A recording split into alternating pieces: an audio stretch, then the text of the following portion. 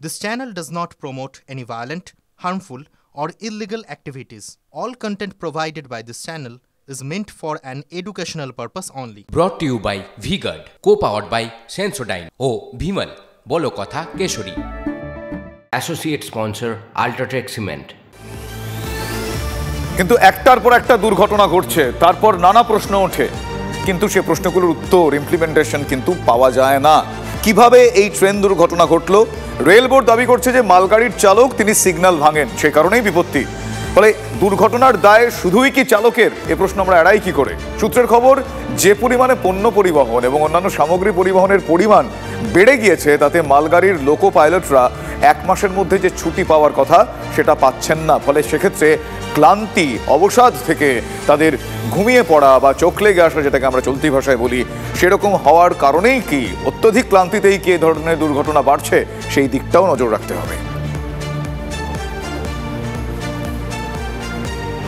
Kanchenjunga express চলছিল, সেখানে এসে ধাক্কা মারল মালগাড়ি।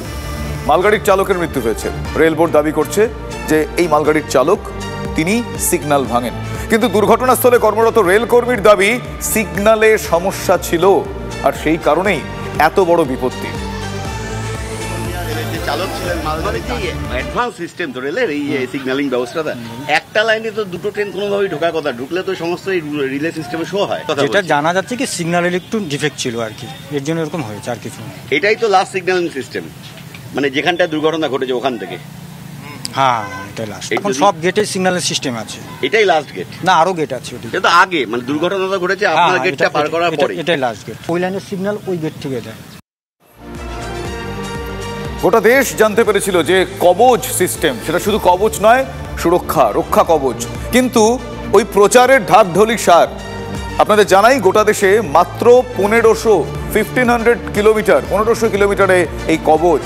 ট্রেনের সংঘর্ষে এড়াতে কবচ প্রযুক্তি আনে রেল। বাংলায় এখনো পর্যন্ত কবচ প্রযুক্তি বসেইনি, এমনটা রেল বোর্ডই জানিয়েছে। বাংলায় কবচ বসানো নিয়ে এখনো পরিকল্পনা, আলাপ আলোচনা চলছে।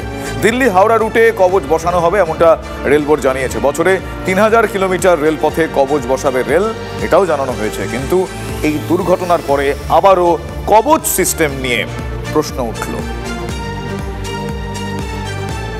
कि कवच is the most important thing जो कि प्रोलिफरेट करना है। ये एक मिशन मोड में बढ़ाया जा रहा है। ऑलरेडी हमारा करीब 1500 किलोमीटर पे ये चल रहा है और इस साल 3000 और किलोमीटर पे कवच लग जाएगा। पूरे भारतवर्ष में लगाने के लिए ग्रेजुअली इसको बिल्डअप करना है, क्योंकि हमें जो ये सप्लाई भी करते हैं ये इक्विपमेंट, वो लोगों को भी अपना प्रोडक्शन रैंप अप करना है। ये अभी जो 3000 किलोमीटर जो इस साल कंप्लीट हो जाएगा, उसमें बंगाल भी है, दिल्ली हावड़ा रूट है। কবচটা খুবই দরকার। এই অনেক দিন ধরে শুনছি, 10 বছর ধরে শুনছি কবচ আসছে, কবচ লাগছে। কবচ লাগলে যেটা লেটেস্ট টেকনোলজি আছে, তাতে যদি এই যে ঘটনা ঘটেছে, সেটা আমার মনে হচ্ছে হতো না। কেন, কবচ সিস্টেম আছে ইঞ্জিনের মধ্যে লাগানো আছে, যেটা যদি ড্রাইভার কোনো কারণবশত আইদার সিগন্যাল ভুল দেওয়া আছে, ও যাচ্ছে, কিংবা নিজে ওভারশুট করে যাচ্ছে, কোনো কারণবশত ঘুমিয়ে পড়েছে না কিছু হয়েছে, এইরকম অবস্থা হলে তখন দেখবেন কবচ নিজে কাজ করবে এবং গাড়ি ওখানেই ইমার্জেন্সি ব্রেক মারি দাঁড় করিয়ে দেবে। কাঞ্চনজঙ্ঘা এক্সপ্রেসের এই দুর্ঘটনায় এখনো পর্যন্ত 15 জনের মৃত্যুর খবর পাওয়া যাচ্ছে। তার মধ্যে শুধুমাত্র উত্তরবঙ্গ মেডিকেলে মৃত্যু হয়েছে 9 জনের, আহত 43 জন সেখানে ভর্তি। দেহাংশ উদ্ধার হয়ে উত্তরবঙ্গ মেডিকেল কলেজে পৌঁছয়। চিকিৎসক, স্বাস্থ্যকর্মী মিলিয়ে 90 জনের দল দুর্ঘটনাগ্রস্তদের পরিষেবায় নিযুক্ত। দুর্ঘটনাগ্রস্তদের বাঁচাতে 70 ইউনিট রক্ত দিয়েছেন জুনিয়র চিকিৎসকরা। সার্জারি, অর্থোপেডিক, ট্রমা সেন্টারে আহতদের চিকিৎসা চলছে।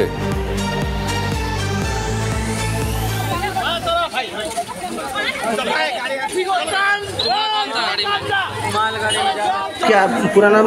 मोनू कुमार। मोनू कुमार ना? आपका घर का कोई कांटेक्ट नंबर याद नहीं है, मोबाइल में नहीं याद। तो आप चाहते हैं कि आपकी परिवार यहाँ पे आए, आपको देखें? अभी नहीं, कुछ है? हमको नहीं बताना है अभी ना। ব্রড ডেড আর্ট ছিল এবার সেটা সময় বাড়লে বোঝা যাবে। আর আহত অনেকে ভর্তি আছেন, তাদের মধ্যে 4-5 জন সিরিয়াস, কাজেই আমরা সবাই টিম হিসেবে কাজ করছি। আর ব্লাড ব্যাংকে অলরেডি স্টুডেন্টরা বিভিন্ন স্বেচ্ছাসেবী সংস্থা মিলিয়ে প্রায় 40 ইউনিটের কাছাকাছি ব্লাড অলরেডি ডোনেট হয়ে গেছে, আরও চলছে, পুরো টিম কাজ করছে। সাহায্য করছি, যারা পেশেন্টরা আসছে তাদেরকে আমরা যেভাবে কোলে করে নিয়ে ট্রলি করে নিয়ে গিয়ে আমরা ডাক্তারদের কাছে হ্যান্ডওভার দিয়ে, এই রক্তের জন্য আমাদের এখান থেকে অনেককে বলা হয়েছে এবং অলরেডি আমাদের রক্তের জন্য জোগাড় করার জন্য লোকজন চলে এসছে এবং এখানে যারা যারা দেখছেন আমরাও অলরেডি এখানে রক্ত দেব। এই দুর্ঘটনায় বেহেলেঘাটার বাসিন্দা শঙ্কর মোহন দাসের মৃত্যু হয়েছে। তিনি রেলের আরএমএস বিভাগে কাজ করতেন। কাজের জন্য শিলিগুড়িতে গিয়েছিলেন, সেখান থেকে ফেরার পথে এই দুর্ঘটনার কবলে পড়তে হয় তাকে। খুব স্বাভাবিকভাবেই তার পরিবারের শোকের ছায়া।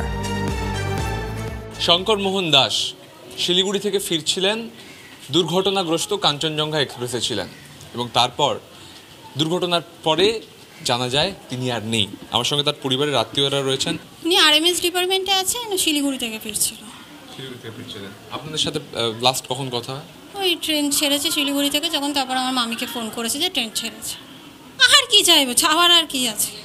এরকম যদি রেলের সার্ভিস হয় যে একটা গাড়ি যাচ্ছে আর একটা গাড়ি তারতে, তাহলে কি বলবো বলুন? মানুষ তো নিজের বিপদ নিয়ে সবসময় বেরোচ্ছে, চাকরি করতে যাচ্ছে বিপদ নিয়ে, এমনি ঘুরতে গেলেও বিপদ নিয়ে। এরকম কি আর চাওয়ার আছে? লোকটাই নেই, আর চাওয়ার কিছু নেই আমাদের। প্রত্যেকে কার্যত বলা চলে যে ভেঙে পড়েছেন এই পরিস্থিতিতে। তারা চাইছেন রেল পরিষেবার উন্নতি হোক এবং যেন এইভাবে আর কাউকে শঙ্কর মোহন দাস হয়ে যেতে না হয়। ক্যামেরা কল্যাণের সঙ্গে Suman, TV9 Bangla, Beleghata.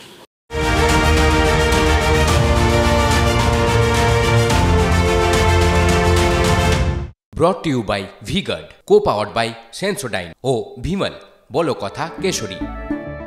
Associate sponsor Ultratech Cement।